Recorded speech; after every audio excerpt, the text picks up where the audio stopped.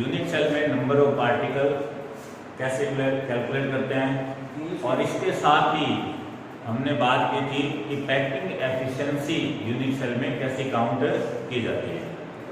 आज अपने बात करते हैं यूनिट सेल जो है, यदि मान लो डेंसिटी काउंट करनी हो तो अपने कैसे काउंट करेंगे। तो हेडिंग लगाएंगे calculation of density of unit cell. Clear है? अच्छा, नॉर्मली अपने को पता है डेंसिटी क्या होता है। डेंसिटी का अपने क्या फॉर्मूला लिखते हैं। डेंसिटी होता है मास अपॉन वॉल्यूम। अरे किसका मास किसका वॉल्यूम, यूनिट सेल का डेंसिटी अपने को काउंट करना है तो यूनिट सेल का ही मास और यूनिट सेल का ही वॉल्यूम। अच्छा, यूनिट सेल का वॉल्यूम क्या होता है, volume of unit cell, volume of unit cell, ये तो आप लिख सकते हो ए क्यू। क्लियर है? ए क्यू लिख सकते हो, है ना। और डेंसिटी ये मास ऑफ यूनिट सेल, ये क्या होता है, मास ऑफ यूनिट सेल। तो देखो इसको अपने देखते हैं, मास ऑफ यूनिट सेल, इसको अपने बाद में लिखते हैं मास ऑफ यूनिट सेल। मैं ये कहूं एक यूनिट सेल का मास क्या होगा, उसका जो टोटल वेट है वो क्या होगा। तो यूनिट सेल का जो मास है वो किसके कारण है, उसमें प्रेजेंट पार्टिकल के कारण है ना। इसका अर्थ यदि अपने को पार्टिकल, जितने भी पार्टिकल है उन सभी पार्टिकल का वेट पता हो तो अपने डायरेक्ट यहाँ लिख सकते हैं, है ना। या हम अपने ये कहें कि यूनिट सेल में जो पार्टिकल है, नंबर ऑफ पार्टिकल जो है, उसमें एक पार्टिकल का मास अपने को पता हो तो उसमें जितने भी पार्टिकल हैं, ठीक है, उसके अकॉर्डिंग अपने उससे मल्टीप्लाई कर देंगे और टोटल यूनिट सेल का मास अपने को ऑब्टेन हो जाएगा। इसका अर्थ मैं ये लिख सकता हूं, क्या, मास ऑफ यूनिट सेल किसके इक्वल होता है, ये इक्वल होता है नंबर ऑफ पार्टिकल, मतलब यूनिट सेल में नंबर ऑफ पार्टिकल कितने हैं, कॉन्स्टिट्यूएंट पार्टिकल कितने हैं, into mass of one particle. एक पार्टिकल का मास कितना है, वन पार्टिकल। अब जितने भी पार्टिकल होंगे अपने वन पार्टिकल के मास से उसको मल्टीप्लाई कर देंगे, ये अपने पास हो जाएगा total mass of unit cell. ठीक है, तो ये तो अपने मास ऑफ यूनिट सेल में लिख सकते हैं कि किसके इक्वल होता है, तो यूनिट सेल में नंबर ऑफ पार्टिकल कितने हैं इनटू वन पार्टिकल का मास कितना है, ऐसे लिख सकते हैं। अच्छा, इसी को मैं ऐसे लिख सकता हूं, नंबर ऑफ पार्टिकल है ना, इसको मैं मान लेता हूं कि इसको मैंने मान लिया z, ठीक है, और मास ऑफ वन पार्टिकल इसको मैं मान लेता हूं स्मॉल m। क्लियर है? तो ये अपने पास आ गया मास ऑफ यूनिट सेल। ठीक है, ओवरऑल मैं डेंसिटी का फॉर्मूला ये लिख सकता हूं, क्या, density is equal to z into m upon volume of unit cell, क्या होता है, A। क्लियर? ये हमारा फॉर्मूला होगा। लेकिन अब मैं ये कहूं कि वन पार्टिकल का मास क्या होगा, ठीक है, वन पार्टिकल का मास क्या होगा, तो देखो इसकी जगह मैं ये लिख सकता हूं कि ये जो वन पार्टिकल का मास होता है ना, इसको मैं इस प्रकार से लिख सकता हूं, क्या, वन पार्टिकल का मास होता है molar mass upon Avogadro number m²। ठीक है, और ये यहां A3। ठीक है, ये मैंने किसी लिखा क्योंकि अपने ये रिलेशन अपने 11th में पढ़ चुके हैं कि वन पार्टिकल का जो मास होता है वो ग्राम में कि किसके इक्वल होता है, उस पार्टिकल के molar mass upon Avogadro number के इक्वल होता है। अच्छा, यदि ये किसी को नहीं समझ आई, मैंने आपको 11th में बताया था, बहुत इंपॉर्टेंट रिलेशन है ना, ये देखता है, इसके लिए मैंने आपको एक क्वेश्चन भी बताया था। जैसे मान लो मैंने क्वेश्चन दिया, कैलकुलेट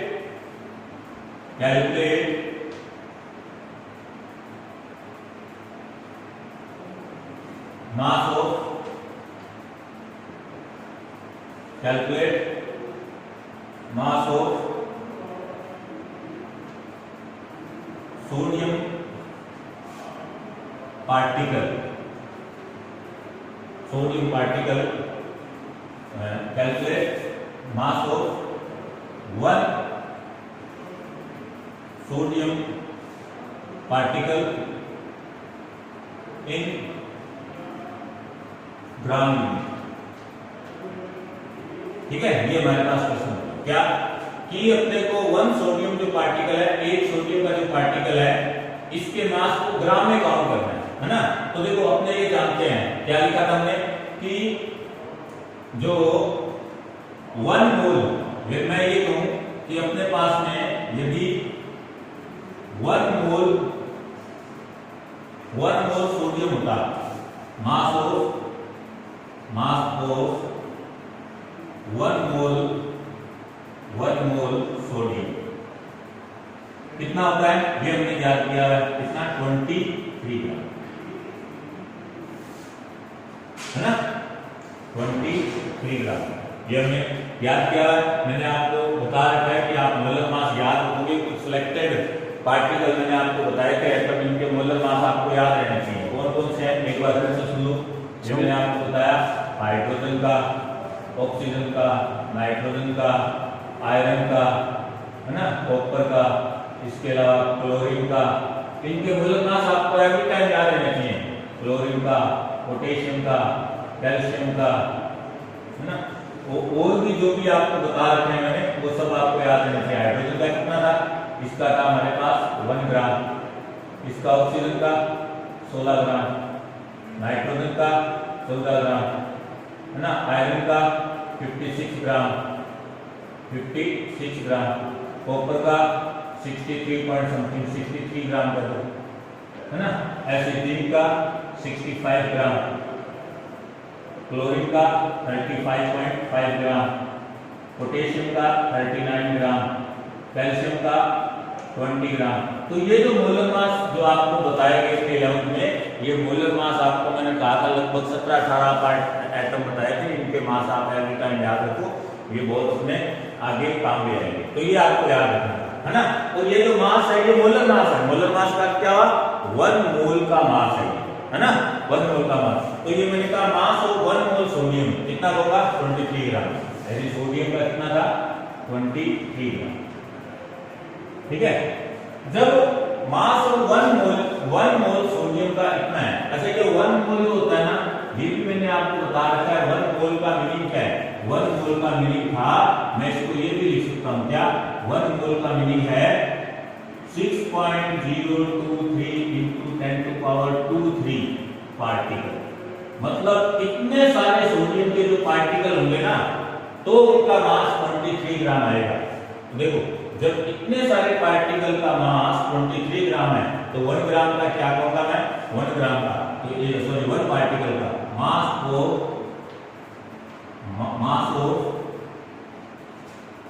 1 पार्टिकल ऑफ सोडियम कितना हो जाएगा, 23/6.023 into 10⁻²³। या आप इसको ये लिख सकते हो, इसको तो अपने मोलर मास बोलते हैं कैपिटल M, और इसको अवोगाड्रो नंबर बोलते हैं Na। तो ये देखो ये रिलेशन आ गया क्या, मास ऑफ 1 पार्टिकल। ठीक है, मास ऑफ 1 पार्टिकल, क्या रिलेशन आया हमारे पास कि किसी भी पार्टिकल का जो मास होता है ग्राम में, वो मोलर मास अपॉन Na के इक्वल होता है। ये किसमें मास आया क्या, ग्राम के। क्लियर है, ये आपको याद रखना। अच्छा एक चीज और मैं बता देता हूँ यहाँ, ये भी बात मैंने आपको बता रही है, जैसे मैंने कहा 1 मोल किसके इक्वल है, ये इक्वल है 6.023 into 10⁻²³ पार्टिकल। मतलब इतने सारे पार्टिकल है तो 23 ग्राम है। जस्ट लाइक जैसे मैंने कहा कि जैसे 1 डजन होता है, तो 1 डजन में कितने पार्टिकल होते हैं, 12 पार्टिकल, है ना। ऐसे मैंने कहा 1 सेंचुरी है, तो 1 सेंचुरी में कितने रन होंगे, 100, या चलो 100 पार्टिकल की बात करें तो 100 पार्टिकल हो जाएंगे, है ना। ऐसे मैंने कहा 1 स्कोर है, तो 1 स्कोर में कितने पार्टिकल हो जाएंगे, 144 पार्टिकल हो जाएंगे, है ना। इसी प्रकार मैं ये कहूं कि मेरे पास 1 मोल पार्टिकल है, 1 मोल पार्टिकल है, मतलब कितने सारे पार्टिकल है, 6.023 into 10 to power 23 पार्टिकल, है ना। यदि मैं पॉइंट ही हटा दूं तो मैं यहाँ पे ये 0 भी लिख सकता हूँ, 20, है ना। और या फिर इसको यूं लिख दो 6.023 into 10 to power 23 पार्टिकल, इतने सारे पार्टिकल। अच्छा, इसी को आवोगाद्रो ने बताया था, इसलिए अपने इसको आवोगाद्रो नंबर NAD कहते हैं। तो ये बात आपको याद रहनी चाहिए, ठीक है। जैसे 1 डजन में 12 पार्टिकल है, 1 सेंचुरी में 100 है, और 1 स्कोर में 144 है, ऐसे 1 मोल में इतने सारे पार्टिकल होते हैं। और इतने सारे पार्टिकल होंगे तो इतने सारे सोडियम पार्टिकल का जो मास होगा वो 23 ग्राम है। तो जब इतने सारे पार्टिकल का 23 ग्राम है तो एक पार्टिकल का कितना हो जाएगा, 23 अपॉन 6.023 into 10 to power 23। इसका अर्थ क्या हुआ, मास ऑफ 1 पार्टिकल किसके इक्वल होता है, मोलर मास अपॉन Na के इक्वल होता है। और ये मास किसमें आएगा, ग्राम में आएगा। बहुत इंपॉर्टेंट बात है, मास आ किसमें आएगी, ग्राम में आएगा। क्लियर है, तो ये आपको ध्यान में रखना है। अब ये देखो यहाँ पे भी हमने मोलर मास लिखा है, और मोलर मास ग्राम में तो लिखते हैं, देखो यहाँ ग्राम में लिखा है ना। तो बस ये रिलेशन आपको इंपॉर्टेंट याद रखना था। ओवरऑल हमारे पास डेंसिटी का ये बहुत ही इंपॉर्टेंट रिलेशन है। कई बार डायरेक्ट ये रिलेशन है ना, इस रिलेशन से रिलेटेड ही क्वेश्चन बोर्ड में आ जाते हैं। जैसे कि मैं आपको क्वेश्चन में बताता हूं, जैसे मान लो मैंने ये कहा बीसीसी यूनिट सेल है, पोटेशियम है, बीसीसी यूनिट सेल बना रहा है। मैंने आपको ये कह दिया, लास्ट टाइम में भी हमने पोटेशियम से रिलेटेड जो क्वेश्चन किया था उसी की मैं बात कर लेता हूं कि मान लो पोटेशियम का क्रिस्टल है, ठीक है, और उस क्रिस्टल में मैंने ये कहा बीसीसी यूनिट सेल है, बीसीसी यूनिट सेल, ठीक है। और पोटेशियम क्रिस्टल के अंदर जो पोटेशियम एटम है उसका मैंने आपको रेडियस बता दिया, आपको रेडियस मैंने बता दिया 139 पिकोमीटर है, ये बता दिया। आपको मैं ये कहता हूं कैलकुलेट डेंसिटी, डेंसिटी काउंट, ये काउंट तो आप आसानी से काउंट कर सकते हो डेंसिटी। देखो इधर क्या, देखो 20 आपको रेडियस बता रखा है ना, रेडियस आपको बता रखा है। अच्छा, आपके बीसीसी के लिए क्या रिलेशन होता है, 4r = √3.a, ये रिलेशन था हमारे पास 4 बीसीसी। क्लियर है। अच्छा, r की वैल्यू दे रखी है, a की वैल्यू आप काउंट कर लो। a क्या है, a है एज लेंथ, एज लेंथ मतलब किनारे पर जो पार्टिकल है उनके बीच का न्यूक्लियर डिस्टेंस कितना है, दोनों के न्यूक्लियस का डिस्टेंस कितना है, इंटरन्यूक्लियर डिस्टेंस जो है वो a, जिसको अपने एज लेंथ बोलते हैं। और इसका क्यू, इसका क्यू क्या हो जाएगा, वॉल्यूम, वॉल्यूम आपको दिया हुआ है, वॉल्यूम आपको दिया हुआ है, क्योंकि d बराबर m upon mass upon volume में तो होता है, मास अपॉन वॉल्यूम। तो देखो वॉल्यूम आपने काउंट कर लिया, ये आपने टोटल काउंट कर लिया, डेंसिटी काउंट करनी है, मास। अच्छा, मास को हमने किसके इक्वल लिखा था, मास को अपने अभी लिखा था z × molar mass, z × small m, small m का क्या है, 1 पार्टिकल का मास, है ना, वॉल्यूम, ठीक है। अच्छा, ये देखो मोलर मास, पोटेशियम के लिए मोलर मास कितना रहता है, मोलर मास ग्राम के अंदर 39 ग्राम, अभी मैंने कहा था 39 आ गया। Z number of particle BCC में कितने होते हैं, 2, Z आ गया। A क्यूब वॉल्यूम था, आपने काउंट कर लिया, A क्यूब काउंट करके, Na नंबर है 6.023, ओवरऑल कैलकुलेशन ये हुआ, ठीक है। तो ये आपको ध्यान में रखना है। एक बार फिर से सुनो क्वेश्चन, पोटेशियम का क्रिस्टल है, बीसीसी यूनिट सेल है, उसमें वो क्रिस्टलाइज है, ठीक है। और आपको ये बता रखा है पोटेशियम एटम का रेडियस आपको बता रखा है, आपको इस क्रिस्टल में जो बीसीसी यूनिट सेल है इसकी डेंसिटी काउंट करनी है। तो कैसे काउंट करोगे, 4 BCC, we know that 4r = √3.a, है ना। इस फॉर्मूले से अपने a काउंट कर लेंगे और a का क्यूब वॉल्यूम हो जाएगा। ZBCC में नंबर ऑफ पार्टिकल 2 होते हैं, मोलर मास पोटेशियम का 39 होता है, अवोगाड्रो नंबर याद रख देना, ओवरऑल आपकी डेंसिटी काउंट हो जाएगी। क्लियर हुई बात ये? तो ये तो बात हमने कर ली कि डेंसिटी कैसे काउंट करें। क्लियर? अब अपने बात करते हैं, देखो अभी तक हमने इस लेसन में क्या कुछ पढ़ लिया है उनकी बात करते हैं। हम पहले देखो सबसे पहले हमने बात की थी इस लेसन में सॉलिड, फिर सॉलिड का क्लासिफिकेशन, 2 क्लासिफिकेशन किए थे। एक तो था हमारे पास on the basis of constituent particle की arrangement of constituent particle, crystalline और नॉन क्रिस्टलाइन। सेकंड था on the basis of nature of bonding, 4 types के थे हमारे पास, सॉलिड, आयनिक, मेटेलिक, मॉलिक्यूलर और कोवलेंट। उसके बाद में हमने क्लासिफिकेशन करने के बाद में हमने बात की थी कि क्रिस्टल लैटिस क्या होता है, उसमें क्रिस्टल लैटिस में यूनिट सेल क्या होती है और इनका डेफिनेशन हमने किया था। फिर हमने इनकी प्रॉपर्टी को मेंशन किया और फिर हमने बात की थी कि जो यूनिट सेल होती है उस यूनिट सेल के हमने टाइप पढ़े थे, है ना। यूनिट सेल के टाइप पढ़ने के बाद हमने यूनिट सेल में नंबर ऑफ पार्टिकल कैसे काउंट करते हैं वो हमने सीखे थे, है ना। और नंबर ऑफ पार्टिकल को काउंट करने से पहले हमने एक बात की थी कि क्यूब से रिलेटेड बहुत सारी बातें आपको मैंने बताई थी, तो वो आपको सारी बातें याद रहनी चाहिए क्यूब से रिलेटेड। यदि वो बातें आपको याद रहती है तो आप आसानी से उसमें नंबर ऑफ पार्टिकल भी काउंट कर पाओगे। और आगे देखो अभी हमने क्वेश्चन किए थे तो वहां पर भी बार बार वी का यूज हो रहा है ना। कभी अपने वो नंबर ऑफ पार्टिकल की रिक्वायरमेंट रह रही है ना, तो वो सारी बातें, तो नंबर ऑफ पार्टिकल हमने काउंट करने सीखे। फिर हमने बात की थी कि पैकिंग एफिशिएंसी क्या होती है, पैकिंग एफिशिएंसी यूनिट सेल की कैसे काउंट करते हैं वो हमने बात की। फिर हमने आज हमने बात की है कि यूनिट सेल की डेंसिटी कैसे काउंट की जाती है। अब अपने बात करते हैं कि जो सॉलिड होते हैं जिसमें अपने एज्यूम करते हैं कि उसमें जो पार्टिकल होता है एज ए आइडेंटिकल शेप का स्फेयर होता है ना। आइडेंटिकल शेप का स्फेयर होता है, स्फेयर ऑफ आइडेंटिकल शेप, है ना। तो वो जो उसमें स्फेयर है, जो पार्टिकल है जिसको स्फेयर के फॉर्म में अज्यूम किया हुआ है, तो वो पार्टिकल अरेंज कैसे होते हैं, उनसे जो स्ट्रक्चर बनती है जिसको हम बोलते हैं क्लोज पैकिंग स्ट्रक्चर, है ना। तो उस क्लोज पैक्ड स्ट्रक्चर है उसका अपने डिस्कशन करने जा रहे हैं। तो हेडिंग है क्लोज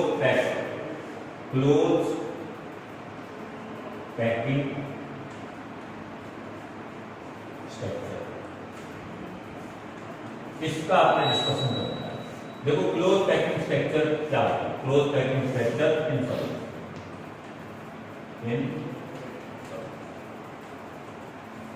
क्या, इसमें क्या है कि हमने सॉलिड के अंदर यह अज्यूम किया है in solids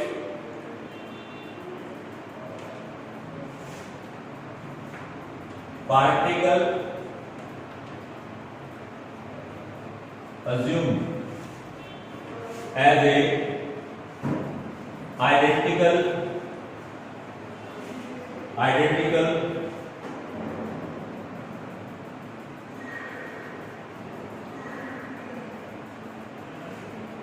shape of a sphere।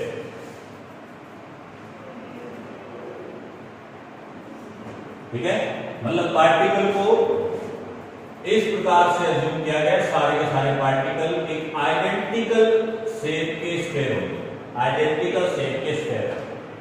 और दूसरी बात ये भी अज्यूम की गई है कि सॉलिड में पार्टिकल होते हैं ना, वो हमेशा वो नियर बाई एक दूसरे के नियर बाई जो है अरेंज होने, अरेंज एक दूसरे के एकदम नियरेस्ट या कह दो एक दूसरे के बिल्कुल क्लोज पैक्ड रहेंगे, है ना।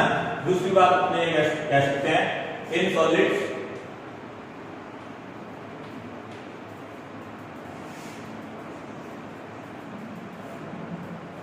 All particle all particles are arranged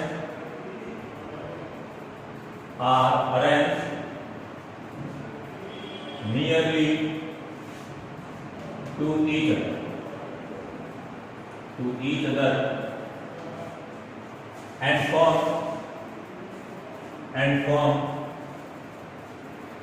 a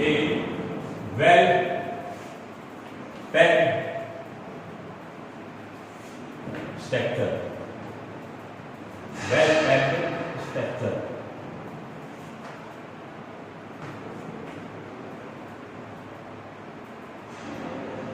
clear है? अच्छा, अब ये जो वेल पैक्ड स्ट्रक्चर हमने बात की, इसकी जो स्टडी होती है, द स्टडी ऑफ या डायरेक्ट जो this structure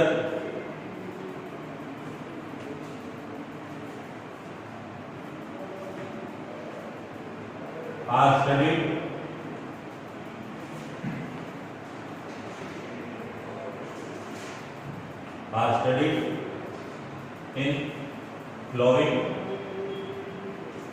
three steps.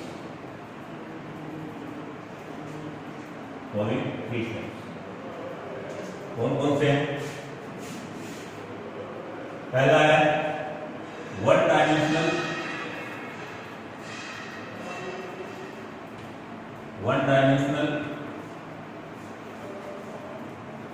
Close packed structure,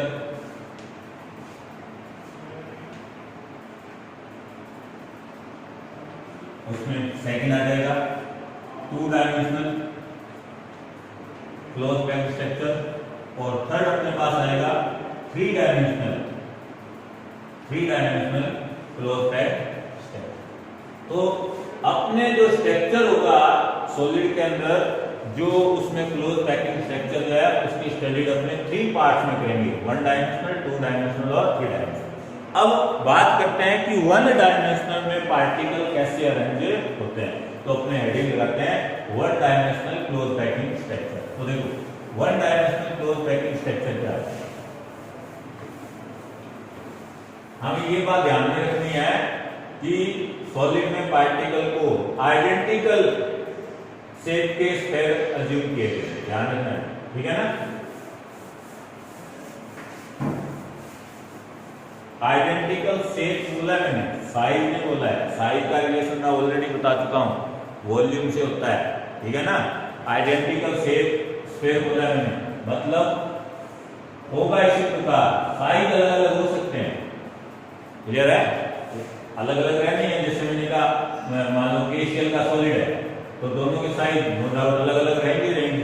तो मैंने आइडेंटिकल शेप का नहीं कि साइज का रिलेशन वॉल्यूम से होता है, ठीक है, जबकि शेप का रिलेशन एक्सटर्नल फिगर से होता है कि वो कैसा दिखता है ना।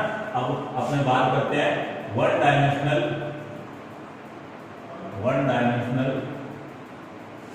Close packing structure.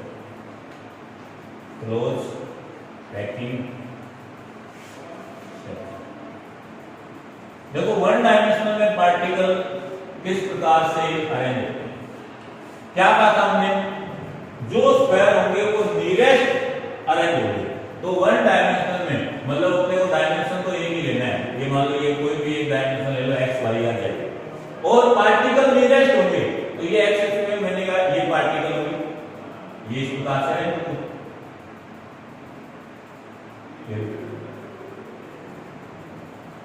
इस प्रकार से ये वन डायमेंशनल स्ट्रक्चर, ठीक है, केवल पार्टिकल को अज्यूम करके चलते हैं, ठीक है।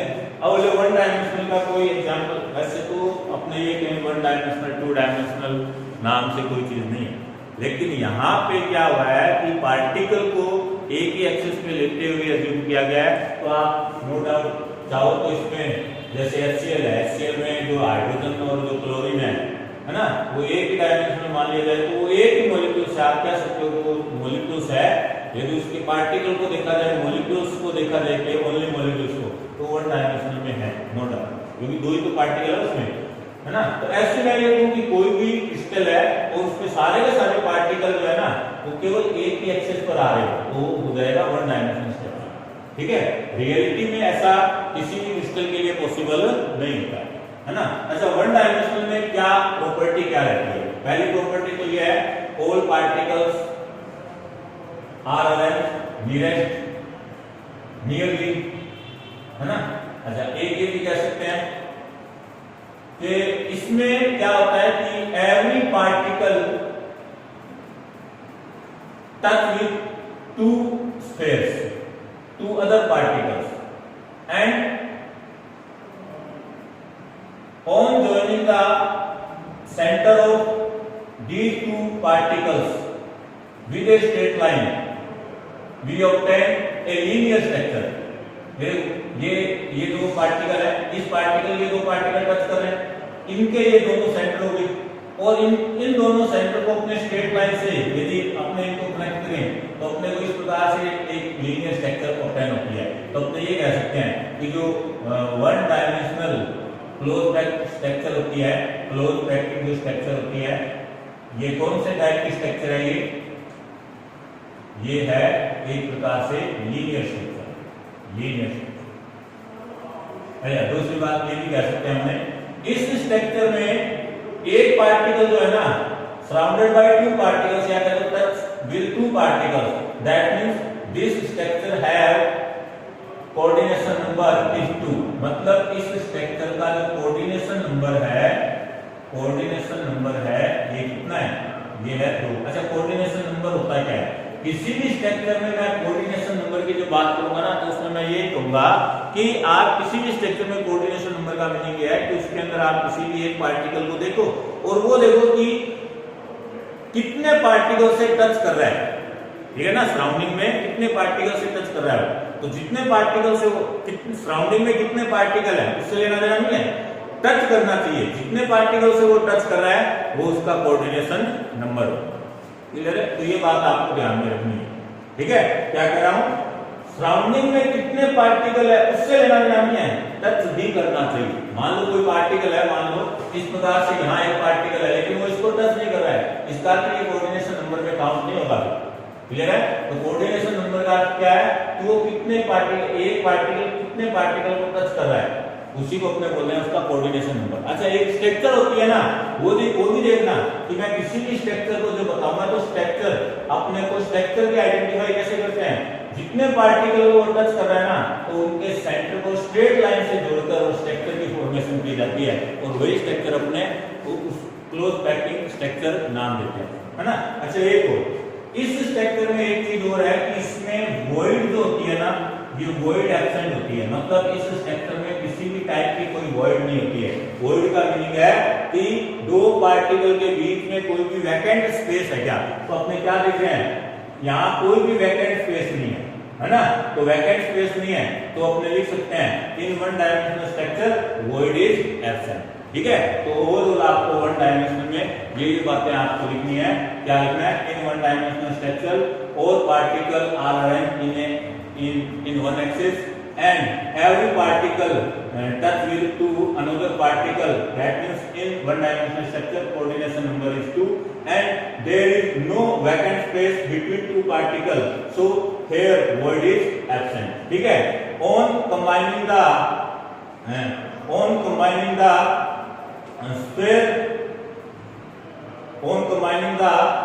sphere center of two particles which attach with one particle, a linear structure is obtained. So one dimensional closed packed structure is a linear structure. Clear है? तो इतना सारा पार्ट आपको वन डायमेंशनल स्ट्रक्चर में लिखना है। इसके बाद अपने बात करेंगे कि ये जो वन डायमेंशनल स्ट्रक्चर है ना, जिसमें हमारे पास ये एक प्रकार से ये क्या बनती रो बनती है ना, इस रो से या तो ये जो वन डायमेंशनल स्ट्रक्चर है इससे हमारे पास टू डायमेंशनल स्ट्रक्चर बनेगी, टू डायमेंशनल स्ट्रक्चर, ठीक है।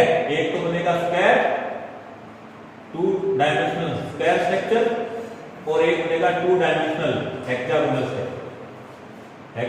स्ट्रक्चर, ठीक है। और जो टू डायमेंशनल स्क्वायर स्ट्रक्चर है इससे अपने को थ्री डायमेंशनल की थ्री टाइप्स की स्ट्रक्चर अपने को मिलेगी। कौन सी? 3 डायमेंशनल की स्ट्रक्चर, और ये थी 2 डायमेंशनल की। कितनी स्ट्रक्चर बनी? 2। 3 डायमेंशनल की कितनी स्ट्रक्चर बनेगी? 3। इसमें 2D स्क्वायर से एक स्ट्रक्चर बनेगी और 2D हेक्सागोनल से 2 स्ट्रक्चर अपने पास बनेंगे। ठीक है, तो ओवरऑल अपने पास में टोटल 3D जो बनेगी वो 3 टाइप्स की बनेगी। तो ये जो 2 डायमेंशनल और 3 डायमेंशनल स्ट्रक्चर है ये अपने नेक्स्ट वीडियो में बात करते हैं। ओके।